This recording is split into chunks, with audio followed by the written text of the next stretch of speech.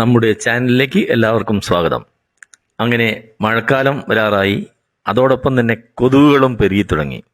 അപ്പോൾ നമുക്ക് ആ മൂലയ്ക്ക് കിടക്കുന്ന പഴയ കൊതുക് ബാറ്റൊക്കെ ഒന്ന് എടുത്ത്, ചെറിയ കംപ്ലൈൻ്റ് ആണെങ്കിൽ ശരിയാക്കി ബാറ്ററി ഒന്ന് മാറ്റിയിട്ടാലോ. കൊതുക് ബാറ്റിനെ സംബന്ധിച്ച് ഏറ്റവും അധികം വരുന്നൊരു കംപ്ലൈൻ്റ് ആണ് ബാറ്ററി വീക്കായി പോവുക എന്നുള്ളത്. ഒരു തവണ ചാർജ് ചെയ്ത് കഴിഞ്ഞാൽ ചുരുങ്ങിയത് 1-2 മണിക്കൂറെങ്കിലും നമുക്ക് ഉപയോഗിക്കാൻ കഴിയുന്നില്ലെങ്കിൽ ആ ബാറ്ററി ഉപയോഗശൂന്യമായി എന്ന് മനസ്സിലാക്കാം. അപ്പോൾ വളരെ എളുപ്പം തന്നെ നമുക്കതിൻ്റെ ഒരു 2 സ്ക്രൂ അഴിച്ചതിന് ശേഷം അതേ വലുപ്പത്തിലുള്ളൊരു ബാറ്ററി വാങ്ങി 2 സോൾഡറിങ് മാത്രമേ ചെയ്യാനുള്ളൂ. പോസിറ്റീവും നെഗറ്റീവും മാറിപ്പോവാതെ മാത്രം ശ്രദ്ധിക്കുക. ഇനി അഥവാ സെയിം സൈസ് ബാറ്ററി കിട്ടിയില്ലെങ്കിലും സ്വല്പം വലിയ ബാറ്ററി കിട്ടിയാൽ പോലും നമുക്കതിൻ്റെ സൈഡ് ഒന്ന് പ്ലാസ്റ്റിക് കുറച്ച് കട്ട് ചെയ്തിട്ട് ചെയ്യാൻ സാധിക്കും. എങ്ങനെയാണ് ചെയ്യേണ്ടതെന്ന് നോക്കാം. സ്ക്രൂ അഴിച്ചതിന് ശേഷം ഈ മോൾ ഭാഗത്തെ പീസ് എടുത്ത് മാറ്റുക. ഇതാണ് അതിൻ്റെ ബാറ്ററി, റീചാർജബിൾ ബാറ്ററി.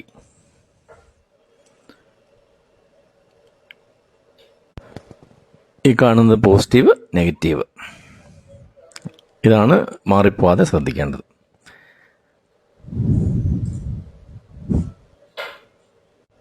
നമുക്കിതിൻ്റെ വോൾട്ടേജ് ഒന്ന് മീറ്റർ വെച്ച് അളന്ന് നോക്കാം.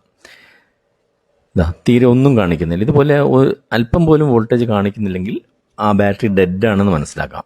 മറിച്ച് കുറച്ചെങ്കിലും വോൾട്ടേജ്, മീൻസ് 1 വോൾട്ടിലധികം ഉണ്ടെങ്കിൽ മാത്രമേ വീണ്ടും അത് ചാർജ് ചെയ്യാൻ സാധിക്കൂ.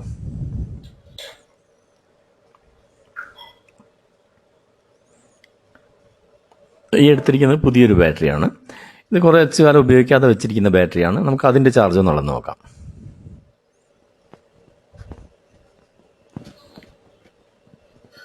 ജസ്റ്റ് 1.28 വോൾട്ട് കാണിക്കുന്നുണ്ട്. അപ്പോൾ അത് ഉപയോഗിക്കാതെ വെച്ചുകൊണ്ടാണ് ചാർജ് ഡിസ്ചാർജ് ആയത്.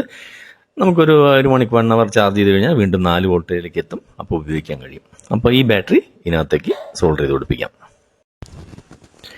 ബാറ്ററി സോൾഡറിങ് കഴിഞ്ഞു. ഇനി നമുക്കിത് അസംബിൾ ചെയ്യാം. ഞാനിവിടെ എടുത്തിരിക്കുന്നത് കുറച്ച് വലിയ ബാറ്ററിയാണ്. സൈസ് വ്യത്യാസമുണ്ട്, കണ്ടാലറിയാം.